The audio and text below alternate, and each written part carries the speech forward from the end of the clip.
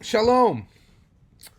It's Reuben Abramov, the Haftorahman, coming to you from the Hamptons Synagogue. And all of us here would like to wish you a very special Shabbat Shalom, coming from Rabbi Mark Schneier, Rabbi Avram Bronstein, the great Chazan Nathaniel Herstig, conducting the Hamptons Choir is Maestro Chaimov, and the First Lady of the Hampton Synagogue, Carol Levin. Today, I want to speak about a special Haftorah.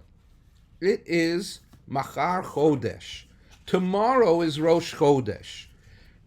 This Shabbat, that is.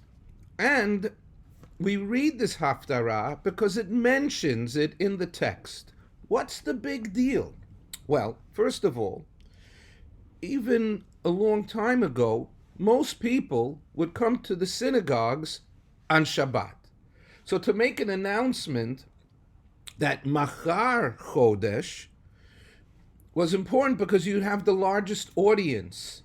And what it indicated to them is come back tomorrow or tonight, because tomorrow is the beginning of a new month. Which new month? Sivan. So what? Okay, I'll tell you so what. Every Jewish holiday uses Rosh Chodesh, the new month, as a springboard, as a starting point. Why? Because once it was identified that it was a new month by the appearance of that first sliver of a new moon, they would count the days. As a matter of fact, 6 of the Jewish holidays start on the full moon, on the 15th of the month.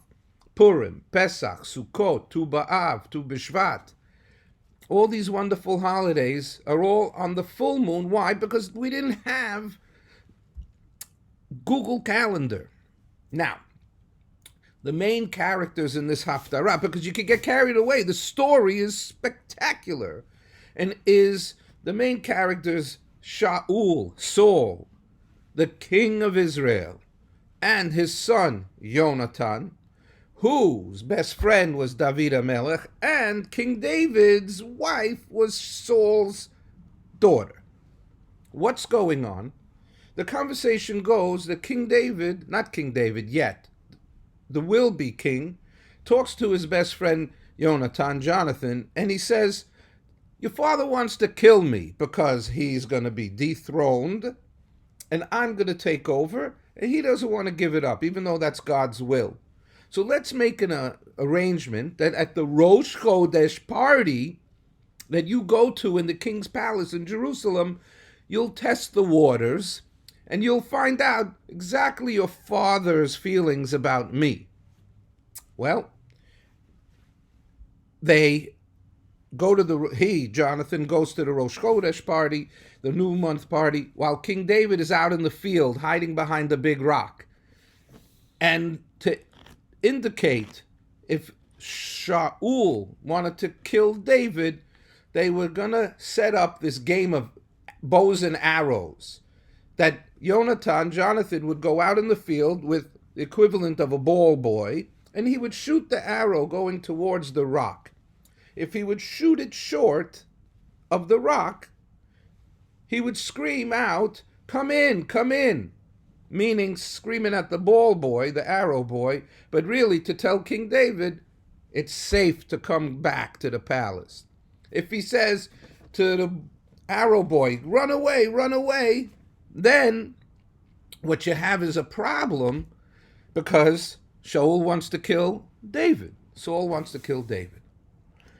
while at the party, Jonathan finds out that his father, Shaul, has an explosive outburst. He takes a spear and he throws it at his son and curses out David that how could you be friendly with him? And then Jonathan runs outside and he brings the arrow boy and they shoot the arrow and he says, go far.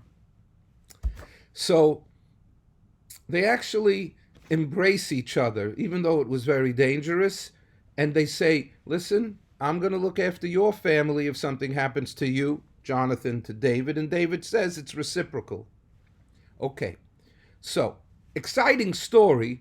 The point being that we're telling everybody tomorrow is Rosh Chodesh, it's a new month, and coming up real soon is Shavuot, the holiday that is 7 weeks after Passover, Pentecost, 50 days after Passover.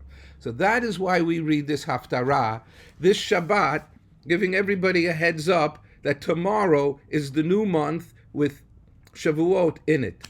Shabbat Shalom. I love you from the bottom of my heart. See you soon.